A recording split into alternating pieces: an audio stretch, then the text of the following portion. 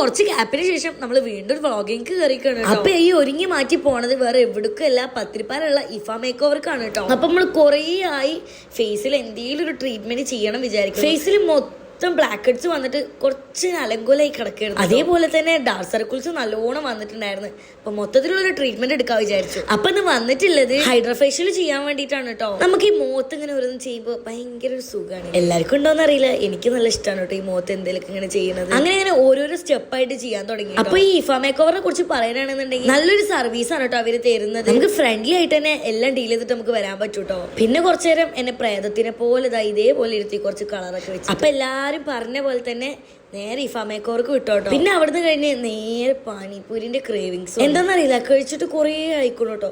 So നമ്മൾ നേരെ ഒരു പാനിപ്പൂരി കഴിക്കാൻ വേണ്ടി. ഇപ്പൊ എവിടെ നോക്കിയാലും ഇങ്ങനത്തെ പോസ്റ്ററുകളാണല്ലോ, വോട്ട് ചെയ്യണം പറഞ്ഞു. അങ്ങനെ കുറച്ച് സാധനങ്ങളൊക്കെ മേടിച്ച് നേരെ നമ്മള് വീട്ടിൽ വിട്ടു. വീട്ടിൽ വന്ന് ഒന്ന് മുഖമൊക്കെ കഴുകിയപ്പോ ഒരു കാളം പാർസൽ. അങ്ങനെ ഞാനും ഉമ്മയും പാടെ അത് കഴിച്ചു കേട്ടോ. പിന്നെ കുറച്ച് റെസ്റ്റ് എടുത്തപ്പോഴത്തേനും ഒന്ന് പുറത്തു പോകാൻ. അപ്പൊ ഫാമിലി എല്ലാവരും ഉണ്ടായിരുന്നു കേട്ടോ. അപ്പൊ നമ്മൾ ഫസ്റ്റ് പോയത് റോയൽക്ക് പോയാൽ തന്നെ അവിടുത്തെ സ്വീറ്റ് കോൺ കഴിക്കാണ്ട് നമ്മള് വരില്ല കേട്ടോ എപ്പോഴും. പിന്നെ നമ്മുടെ മെയിൻ സ്പോട്ടായ സാഫ്രോൺ, അവിടെ പോയിട്ട് നല്ലൊരു അടിച്ചു പൊളിച്ചൊരു മന്തി കഴിച്ചു. അതേപോലെ അവിടുത്തെ കുനാഫ നിങ്ങൾ ആരും ട്രൈ ചെയ്തിട്ടില്ല എന്നുണ്ടെങ്കിൽ ഒരു വട്ടയിൽ നിങ്ങൾ അത് ട്രൈ മസ്റ്റ് ബൈ ആയിട്ടാണ് കേട്ടോ. അത്രയും അടിപൊളിയായിട്ടുള്ള ഒരു ടേസ്റ്റ് ആണ്. അപ്പൊ ഇന്നൊക്കെ ഇത്രയൊക്കെ തന്നെയുള്ളൂ. വേറൊരു വ്ളോഗ് വരുന്നതായിരിക്കും.